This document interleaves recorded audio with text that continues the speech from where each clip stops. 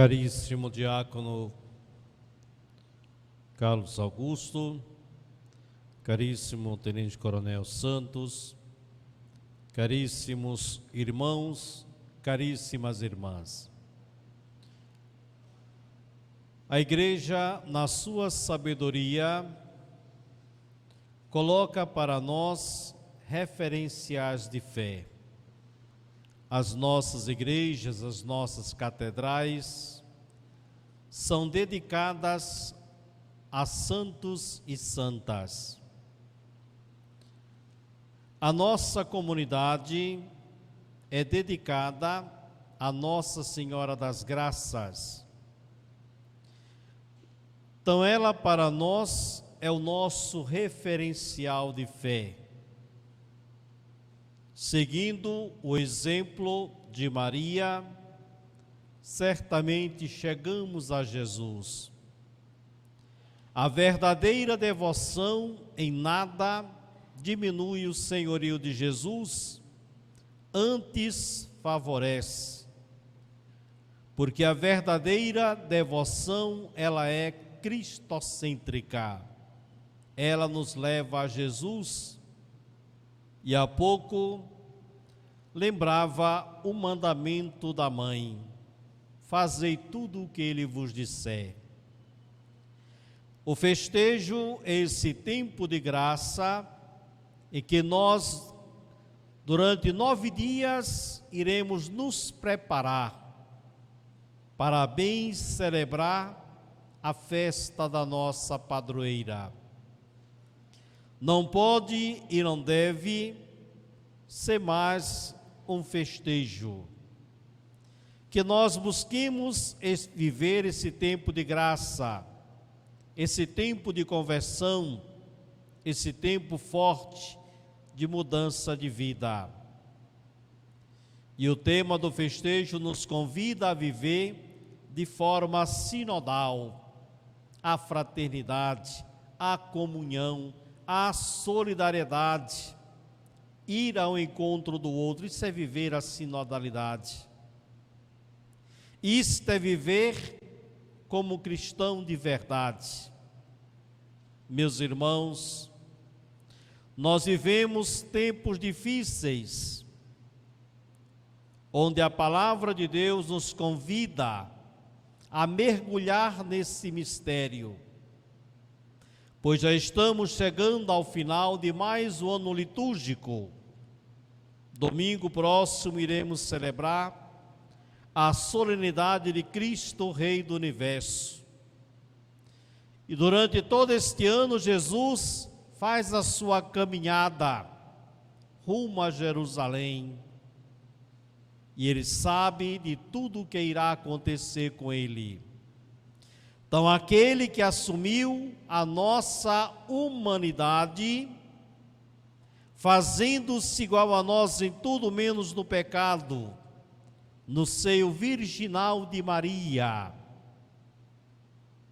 Ele vai a Jerusalém para dar a sua vida para nos libertar do pecado e da morte. O texto do Evangelho que nós ouvimos poderá ser para nós momento de reflexão. Como está a nossa religiosidade hoje? Será que de fato Deus é o principal?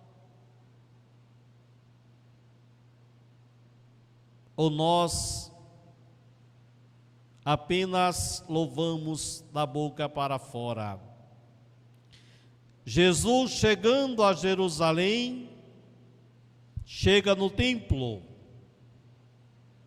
e ele vê no que tinha se transformado aquela religiosidade, no mero comércio. Então eles estavam muito preocupados em lucrar. Ele vendia os animais para serem sacrificados e às vezes nem sacrificavam e vendiam de novo. Apenas estavam preocupados com lucro. E não é essa a religião que agrada a Deus, por isso ele diz: tire essas bancas daqui. Vocês fizeram da casa de meu pai uma casa de comércio, e expulsa os vendilhões do templo. Ali ele assina a sua sentença de morte. Quando a gente vai ver a narração da paixão, lá o Anás e o Caifás, aqueles que insuflaram o povo a condenar a Jesus. Vejam que o texto diz: eles procuravam o modo de matá-lo. Eles se aproximavam de Jesus para ver se pegavam-no em alguma contradição. Como não conseguiram, mentiram e colocaram justo entre dois ladrões. Meus irmãos, Jesus vem com a missão de nos libertar, de dar a vida para nos libertar do pecado e da morte. A religião deve ser esse caminho que nos leva a Deus, que nos faz vencer o pecado, que nos faz vencer o mundanismo, que nos faz vencer o materialismo. Quando nós entramos lá na porta principal até o altar, quer dizer que nós todos estamos a caminho. Nós estamos aqui nesse mundo nos preparando para esse encontro definitivo com o Senhor. E a religião deve ser esse meio que nos faz chegar a Deus, que nos faz chegar ao irmão, que nos faz vencer o egoísmo, que nos faz viver o amor verdadeiro. Porque ao final tudo irá passar, só o que vai permanecer é o amor. A nossa vida precisa ser um evangelho. Evangelizar com a nossa vida, com o nosso exemplo, com o nosso testemunho. Porque palavras convencem, mas o nosso testemunho arrasta.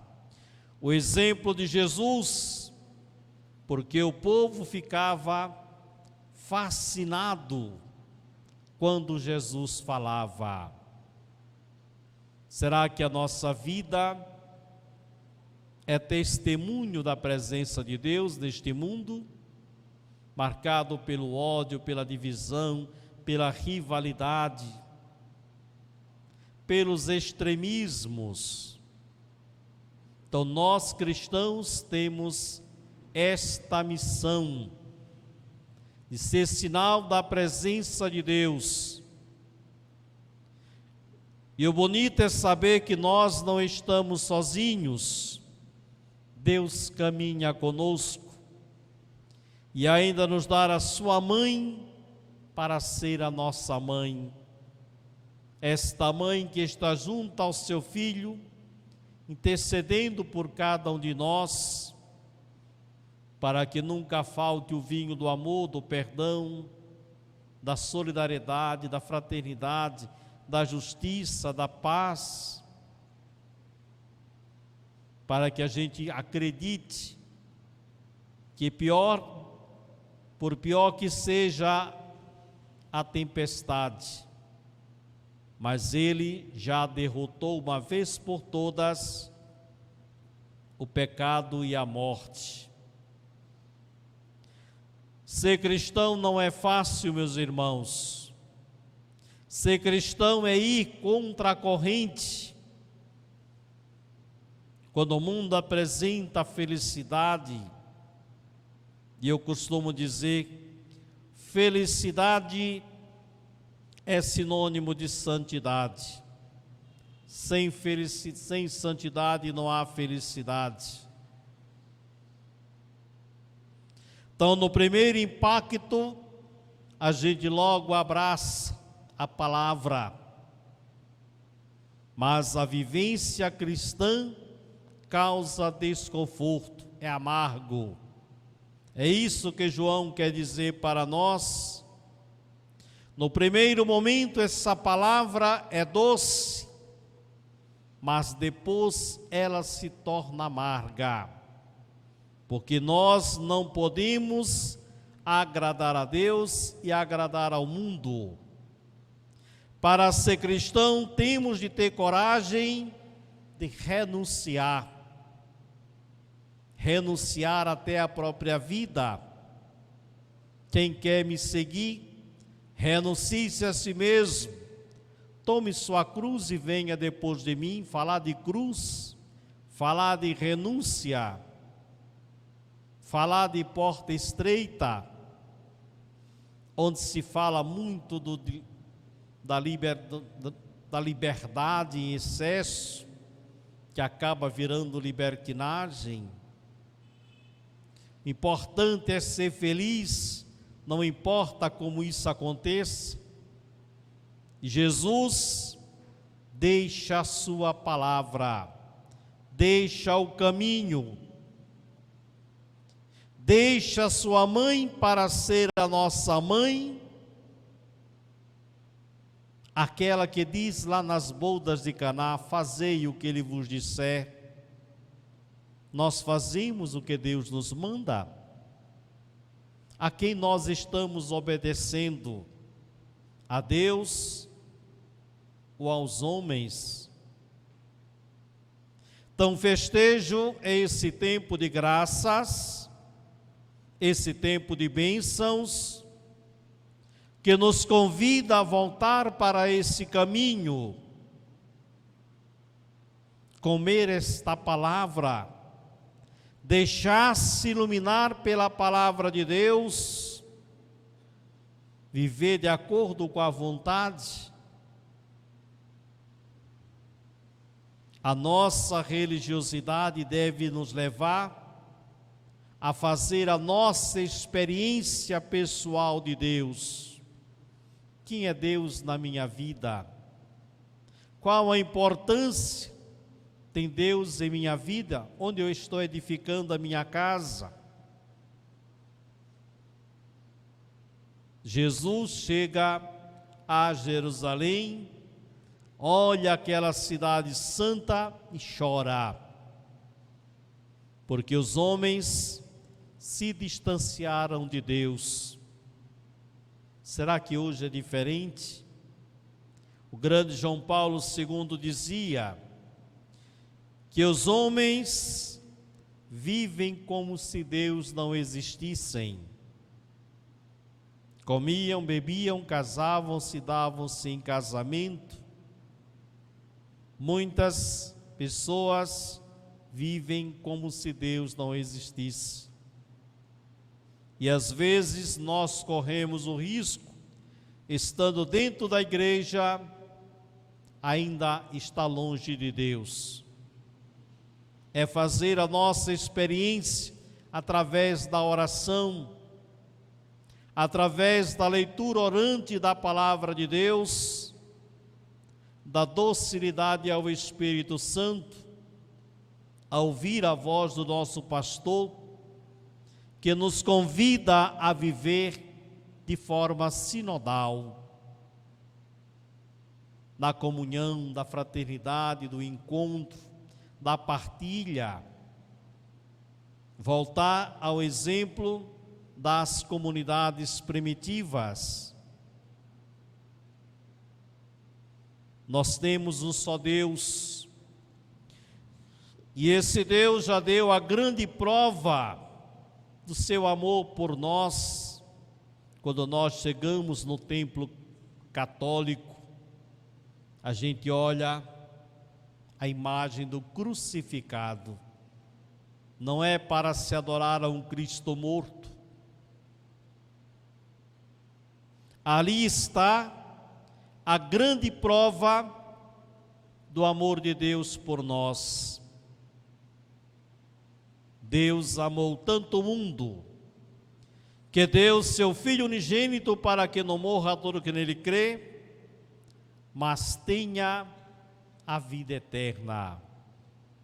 Minha casa será casa de oração.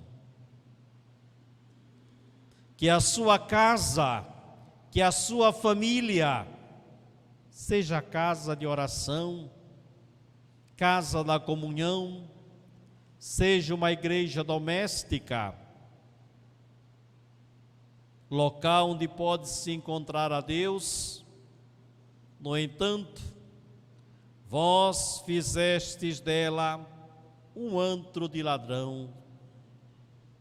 Jesus não veio abolir a lei e os profetas, mas veio para dar pleno cumprimento.